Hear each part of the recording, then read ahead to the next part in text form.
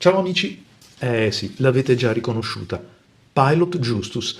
La Pilot Justus è una penna intrigante, bella, intelligente. Vabbè, sapete che quando vi parlo di Pilot dovete un po', così un po' ridurre l'enfasi dei miei giudizi perché sono effettivamente un estimatore di questo marchio. Però bisogna ammettere che questa è una penna davvero interessante e lo scopriamo subito. Come ci arriva a casa? Innanzitutto una guarnizione cartacea, eccola qua, che non fa altro che richiamare quello che c'è all'interno, proprio pari pari, serve in un certo senso soltanto a tenere chiusa la scatola perché non è un cofanetto che abbia delle clip, delle molle, ma come vedete si apre in questa maniera. Allora, bella comunque la finitura, molto elegante, sembra quasi un'ardesia, chi l'ha acquistata sa di cosa stiamo parlando. La confezione anche, come vedete, è protetta da questo plexiglass, da questa. E da qui si capisce subito l'intento di Pilot, perché quando arrivate a casa o comunque quando aprite la confezione trovate la penna senza cappuccio. In bella vista c'è il pennino, perché l'argomento principale di questa stilografica è proprio il suo pennino, ma non solo, e lo vedremo con ordine. Allora cominciamo un pochettino a vedere come è fatta questa penna. In due descrizioni veloci perché ve l'ho presentata già altre volte, quindi vi invito a vedere casomai i video precedenti. Ci sono soltanto due gradazioni per questa stilografica, la F e la M. Sono due gradazioni che intendiamoci un po' di massima perché comunque stiamo parlando di una stilografica che come peculiarità per l'appunto ha questo pennino che è regolabile, un pennino che non definirei flessibile, è un ottimo pennino elastico, un pennino che vi aiuterà nello scoprire i vantaggi nella scrittura della flessibilità, ma non è comunque, secondo me, un pennino flessibile vero e proprio. E sotto che cosa troviamo? Tiriamo via questa gomma piuma, questo foam che tiene effettivamente ben salda la penna, e troviamo ovviamente i documenti, la cartuccia di cortesia, perché non dimentichiamo che oltre che con il converter funziona anche con le cartucce proprietarie Pilot. Eccola qua, questa per esempio che stiamo osservando adesso è una, poi ce n'è un'altra un po' diversa, praticamente la finitura del fusto, perché non riguarda, come vedete, la parte dell'unità scrivente, la parte del fusto ha due disegni, due maglie potremmo dire, perché richiamano un pochettino questo tipo di finitura che troviamo spesso sulle penne con fusto in metallo. La gradazione F, come vi avevo detto prima, eccola qua, e qui c'è la parte più interessante della stilografica, un pennino che è in oro a 14 carati, ma come potete vedere, vediamo se riesco ad orientarvelo bene, c'è una H, c'è una S, con delle freccette di regolazione. Ovviamente stiamo parlando di hard e soft, per quelli che come me masticano poco l'inglese, e questa linguetta che vedete nella parte sommitale del pennino, che non ha un foro di sfiato perché sarebbe comunque coperto ogni volta che andiamo a spostare, questa linguetta, vi dicevo, non è nient'altro che l'espediente per frenare il movimento della parte terminale dei rebbi. Per esempio, spostandola su hard, cioè rigidità, vedete che sta avanzando in questa maniera, avanzando fin quasi verso le punte, non farà altro che frenare, quindi trattenere il movimento che i rebbi fanno durante la scrittura. Viceversa, portandola nella posizione soft, eccolo qua che, come vedete, arretrando lascerà libero il movimento del pennino, ma ne parleremo poi durante il test dinamico. Ancora due o tre cose da osservare. Allora, la penna è una penna pesante, e quando dico pesante non pensate che sia di marmo, ma pesante nel senso che la penna è abbastanza lunga, la metto subito in confronto alla lami e come vedete eccede proprio di un paio di millimetri la lunghezza di una penna già grande come può essere la Lamy Safari. È un po' pesante per via del meccanismo, per via anche di quello che troviamo all'interno, che è un bel converter che vi faccio vedere, il CN70, molto capiente, eccolo qua, molto capiente, ed è forse il migliore che Pilot produce, anche se non è esente da critica. Dopo andiamo a caricarlo e vediamo come funziona, però molto capiente. La penna, vi dicevo, è solida, dà una bella sensazione, però il peso non è quello, per esempio, di una Pelican 600, non è quello di ecco, di una Lamy, visto che l'ho presa prima, sebbene la Lamy sia in alluminio. È però a conquistare la parte del bilanciamento di questa penna, e ancora una volta vi invito a seguirlo nella parte della prova dinamica. Come vedete, e come vi ho descritto prima, ci sono due finiture per il fusto, ma anche due finiture per le parti metalliche e il pennino in primis. Questa è la versione rodiata, ma c'è anche quella dorata, che magari vi passo nelle immagini. Eccola qua, chiusa. È una penna, come vi dicevo, abbastanza generosa nelle dimensioni, anche se con una mano medio-piccola come la mia casca molto bene, ma soprattutto c'è un pennino che fa la differenza. La Justus 95 viene prodotta per questo anniversario della casa, ma prima di questa c'è una penna altrettanto ben realizzata, altrettanto singolare nella sua progettazione, che è la Justus 75, ovviamente, come è facile comprendere, per il 75esimo anniversario della casa. Una stilografica che a me piace altrettanto, perché è leggermente più piccola, un po' più dimensionata per le mie mani. Stiamo parlando ovviamente dello stesso principio, un pennino registrabile, aggiustabile o regolabile, come diremmo noi, che si sposta dalla posizione hard a quella soft, dando ovviamente i vantaggi di una elasticità nel pennino. La proviamo con il Lamy Blue Black, che è un inchiostro che mi piace molto. Andiamo a caricarla con questo converter che, come vi ho fatto vedere altre volte, carica la penna premendo qua, quindi creando un vuoto per cui l'inchiostro arriva. Però questa operazione, ve l'ho detto altre volte, dovete farla cercando di regolare un pochettino l'uscita, scusate, il ritorno del bottone, perché se lo lasciate andare velocemente succede che carica pochissimo inchiostro, o comunque carica molta aria che purtroppo poi va a creare delle bolle, e comunque caricare fino all'orlo un pennino come un converter come questo non è impresa facile. Dovete farlo con molta cautela, con molta dolcezza, e soprattutto su una penna che abbia anche su un calamaio che abbia una buona capacità. Comunque, come vedete, si riempie, ed è importante che si riempia in maniera omogenea, cioè senza bolle d'aria, come vi sto mostrando adesso. Mettiamola alla prova su qualche carta. Cominciamo da un quaderno Rhodia con una superficie, come sapete, parecchio liscia. Ho scelto quella quadrettata. Allora, cominciamo la prova con il pennino in posizione hard. Ancora una volta vado a girare il mio meccanismo, come vedete la linguetta scende e adesso il pennino è praticamente hard, nella posizione hard. Ok.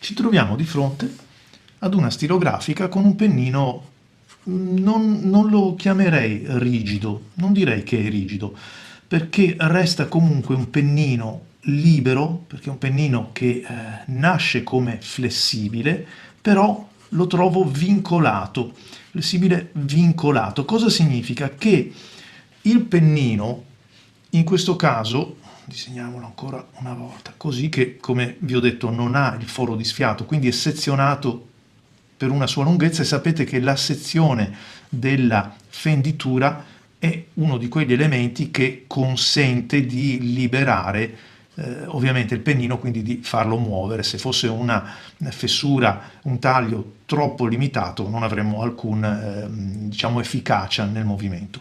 Questa linguetta che viene spostata qui nella posizione hard non fa altro che bloccare i due rebbi, però comunque i due rebbi restano quelli di un pennino elastico, Ecco perché anche in posizione hard, che non vi nascondo che tra l'altro è la mia preferita, per quanto possa sembrare strano visto che sono un sostenitore dei pennini flessibili, la mia preferita non è proprio sulla posizione hard, ma è guadagnando quel qualcosina, eccola qua, appena appena, perché guardate come cambia, non so se avete potuto notare, come cambia immediatamente, avendo spostato comunque di pochissimo la linguetta del pennino, eccola qua, avendola spostata di pochissimo perché sono ancora in posizione hard, guardate però il segno come è più pieno, come comincia a nascere qualche ombreggiatura non appena si dà un pochettino più, questo è senza, con un pochettino di più, vedete, ecco perché ritengo che chi voglia, per esempio, esplorare il mondo dei pennini flessibili potrebbe, anzi dovrebbe, cominciare da questo, ma ahimè c'è un bel limite perché il prezzo non è quello di, insomma, non è un prezzo popolare, è una penna che celebra un anniversario, una penna importante, tra l'altro ben realizzata, è vero che si tratta pur sempre di uno stampo, però si sente anche la qualità dei materiali, quindi non chiamiamola plastica assolutamente, è una resina, tra l'altro c'è una lavorazione, insomma è fatta anche per essere rappresentativa e posizionata quindi anche ad un prezzo un po' meno popolare, costa senza dubbio molto di più della 78G oppure di una Custom 74, però vi dicevo è quel pennino che insegna che cosa significhi l'elasticità. L'elasticità che non è quella che io devo andare per forza a trovare premendo, facendo della pressione, ma è quella elasticità che ho trovato anche su altre penne che ritengo siano fatte molto bene, pennino, chiamiamolo semi flex, ma è anche troppo quando comunque lo sposterò su nella posizione soft, andremo a valutarlo.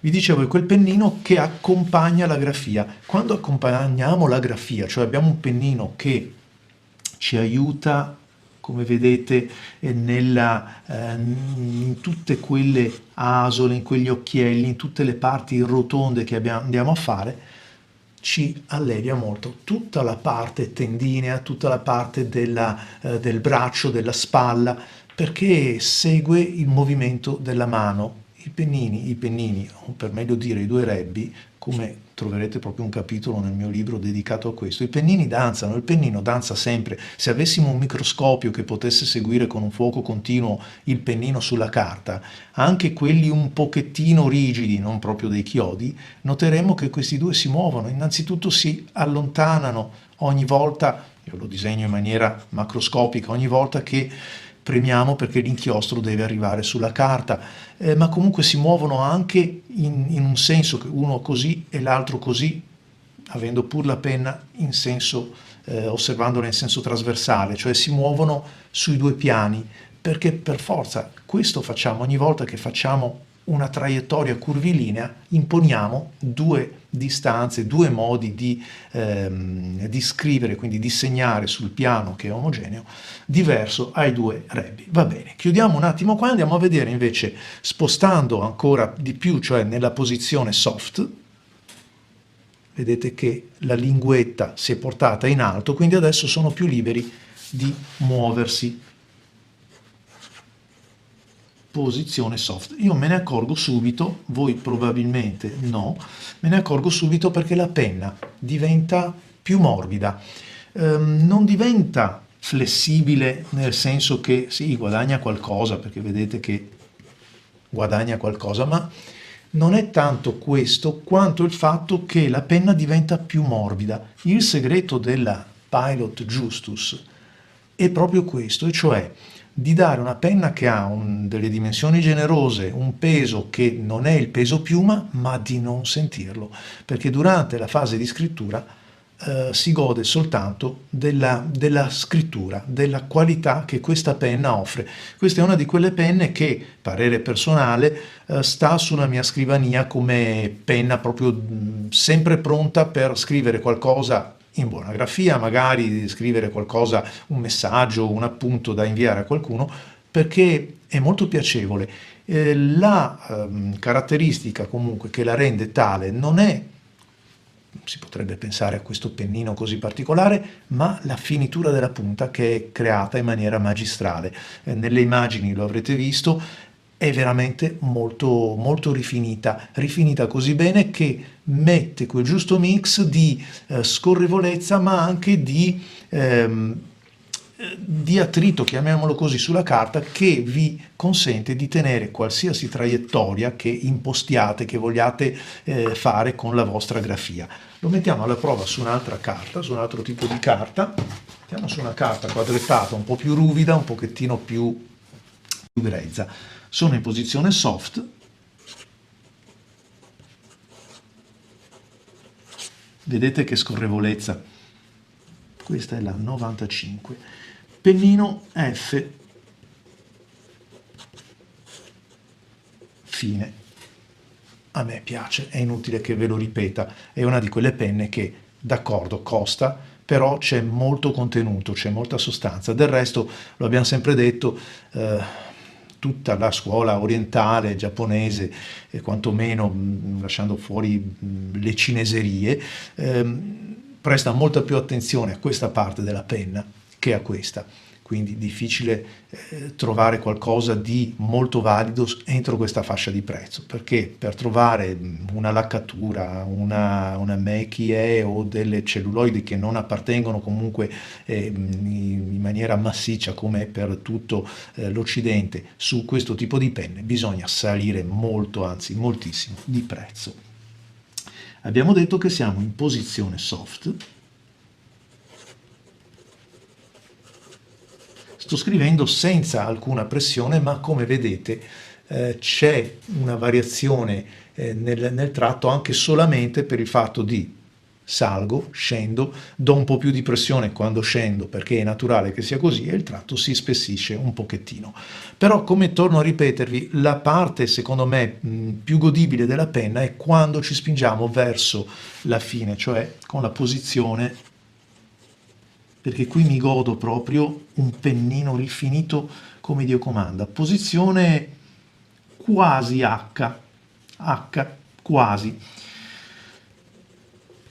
Su una carta come questa, che è una carta comunque ruvida, la penna scrive davvero molto bene. È una penna che, pur essendo grande, può scrivere comodamente, guardate, in piccolo, con caratteri minuti, e se mettete un inchiostro un po' diverso, questo è un quadretto da 0,5, se mettete un inchiostro un po' diverso, ho provato su questa per esempio l'IDT della Herben, avete un tratto ancora più assottigliato, perché questo comunque è l'inchiostro Lamy, un inchiostro che mi piace molto, Lamy Blue Black.